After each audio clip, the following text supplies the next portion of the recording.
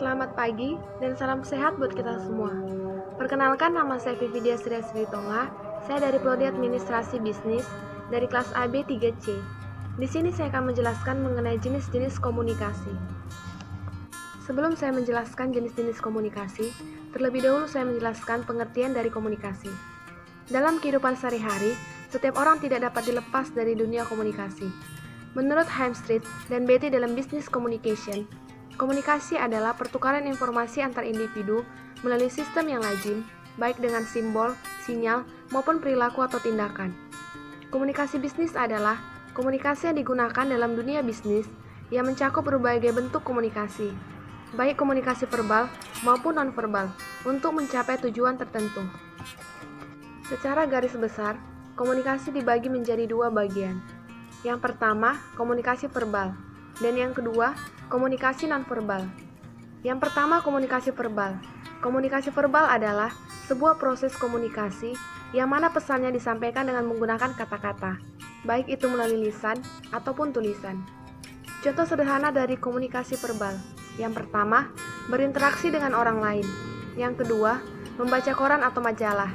Yang ketiga, menulis surat perjanjian, surat lamaran kerja, surat permohonan, dan lain-lain. Dan yang keempat, berkhotbah dan berpidato di depan banyak orang. Mengenai pesan dalam komunikasi. Penyampaian pesan dapat dilakukan melalui berbicara ataupun menulis. Penerimaan pesan dapat dilakukan melalui mendengar dan membaca. Tipsnya, yang pertama, mencatat informasi. Yang kedua, menafsirkan informasi. Dan yang ketiga, menyaring informasi. Komunikasi yang kedua adalah komunikasi nonverbal. Komunikasi nonverbal merupakan kebalikan dari komunikasi verbal.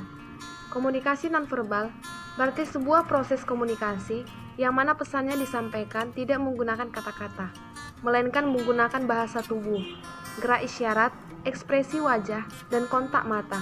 Begitu juga dengan intonasi, kualitas suara dan gaya bicara, serta emosi. Jenis-jenis komunikasi. Ada 8 jenis komunikasi. Yang pertama, jenis komunikasi menurut cara penyampaiannya. Jenis komunikasi menurut cara penyampaiannya dibagi menjadi dua. Yang pertama, komunikasi lisan, dan yang kedua, komunikasi tertulis. Yang pertama, komunikasi lisan. Yang dimaksud dengan komunikasi lisan adalah komunikasi yang terjadi secara langsung, yang artinya komunikasi bentuk ini dilakukan antara kedua belah pihak secara bertatap muka. Dan yang kedua, komunikasi tertulis. Komunikasi tertulis adalah salah satu bentuk komunikasi yang berupa tulisan, seperti surat, naskah, belangko, gambar, dan foto, maupun spanduk. Jenis komunikasi yang kedua adalah jenis komunikasi menurut kelangsungannya. Jenis komunikasi menurut kelangsungannya dibagi menjadi dua. Yang pertama, komunikasi langsung, dan yang kedua, komunikasi tidak langsung. Yang pertama, komunikasi langsung. Proses komunikasi langsung maksudnya adalah bahwa komunikasi yang dilakukan tanpa bantuan, campur tangan, perantara pihak lain, ataupun media komunikasi, serta tidak dibatasi oleh jarak. Dan yang kedua, komunikasi tidak langsung. Komunikasi tidak langsung dilakukan melalui perantara, baik itu pihak ketiga ataupun bantuan alat-alat komunikasi lainnya. Jenis komunikasi yang ketiga adalah jenis komunikasi menurut perilakunya. Komunikasi dipelajari oleh manusia melalui proses kehidupannya, melalui belajar, bersosial, dan lain sebagainya, yang tentunya akan secara otomatis dipengaruhi oleh perilaku dan posisi seseorang di dalam masyarakat. Komunikasi ini dibagi menjadi 3, yaitu yang pertama, komunikasi formal, yang kedua, komunikasi informal, dan yang ketiga, komunikasi nonformal. Yang pertama, komunikasi formal. Komunikasi formal biasanya terjadi dalam suatu organisasi. Komunikasi seperti ini biasanya sudah mempunyai aturan dan tata caranya sendiri, menurut rules dari organisasi atau perusahaannya. Yang kedua, komunikasi informal. Komunikasi informal terjadi dalam suatu organisasi yang tidak ditentukan dalam struktur organisasi dan tidak dapat pengakuan resmi yang juga tidak berpengaruh terhadap kepentingan organisasi yang bersangkutan. Misalnya adalah obrolan antar teman, desas-desus, dan lain sebagainya. Yang ketiga, komunikasi nonformal. Komunikasi nonformal adalah komunikasi yang terjadi antara bersifat formal dan informal. yaitu komunikasi yang bertujuan dengan pelaksanaan tugas pekerjaan organisasi. Jenis komunikasi yang keempat adalah jenis komunikasi menurut maksudnya. Menurut maksud dilakukannya komunikasi, ada beberapa komunikasi yang jika diperhatikan dilakukan dengan maksud tertentu. Dari hal yang menyampaikan informasi atau inisiatif komunikator menjadi suatu penentu. Contohnya seperti pidato, ceramah, wawancara, dan memberi tugas atau perintah.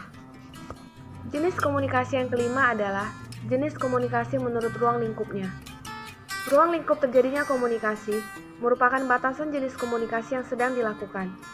Komunikasi ini terbagi menjadi dua, yaitu yang pertama, komunikasi internal, dan yang kedua, komunikasi eksternal. Komunikasi yang pertama adalah komunikasi internal. Komunikasi internal artinya komunikasi yang berlangsung dalam ruang lingkup atau lingkungan organisasi atau perusahaan yang terjadi di antara organisasi atau perusahaan tersebut saja, atau juga komunikasi yang dilakukan oleh orang dalam. Komunikasi internal dibagi menjadi 3 macam, yaitu yang pertama, komunikasi vertikal, yang kedua, komunikasi horizontal, dan yang ketiga, komunikasi diagonal. Komunikasi yang kedua adalah komunikasi eksternal. Komunikasi eksternal merupakan komunikasi yang berlangsung antara organisasi kepada pihak masyarakat yang ada di luar organisasi atau perusahaan tersebut, seperti eksposisi, pameran, promosi, publikasi, konferensi pers, siaran televisi, radio, bakti sosial, pengabdian pada masyarakat, dan sebagainya. Jenis komunikasi yang keenam adalah jenis komunikasi menurut aliran informasi. Jenis komunikasi menurut aliran informasi dibagi menjadi 2 bagian, yaitu yang pertama, komunikasi satu arah, dan yang kedua, komunikasi 2 arah. Yang pertama, komunikasi satu arah. Komunikasi satu arah artinya komunikasi yang berlangsung dari satu pihak saja, dan yang kedua, komunikasi 2 arah. Komunikasi 2 arah artinya komunikasi yang bersifat timbal balik. Dalam hal ini, komunikasi diberi kesempatan untuk memberikan respon atau feedback pada komunikatornya. Jenis komunikasi yang ketujuh adalah jenis komunikasi menurut aliran informasi. Jenis komunikasi menurut aliran informasi terbagi menjadi 3, yaitu yang pertama, komunikasi ke atas, yang kedua, komunikasi ke bawah, dan yang ketiga, komunikasi ke samping. Yang pertama, komunikasi ke atas. Komunikasi ke atas artinya komunikasi yang terjadi dari bawahan kepada atasan. Yang kedua, komunikasi ke bawah. Komunikasi ke bawah artinya komunikasi yang terjadi dari atasan kepada bawahan. Dan yang ketiga, komunikasi ke samping. Komunikasi ke samping artinya komunikasi yang terjadi di antara orang yang memiliki kedudukan sejajar. Dengan demikian, arah informasi tersebut akan dianut sebagai bentuk interaksi komunikasinya. Jenis komunikasi yang terakhir adalah jenis komunikasi menurut peranan individu. Jenis komunikasi menurut peranan individu terbagi menjadi 3 bagian, yaitu yang pertama, komunikasi antara individu dengan individu lain. Yang kedua, komunikasi antara individu dengan lingkungan yang lebih luas. Yang ketiga, komunikasi antara individu dengan 2 kelompok atau lebih. Demikian dari saya, penjelasan mengenai jenis-jenis komunikasi.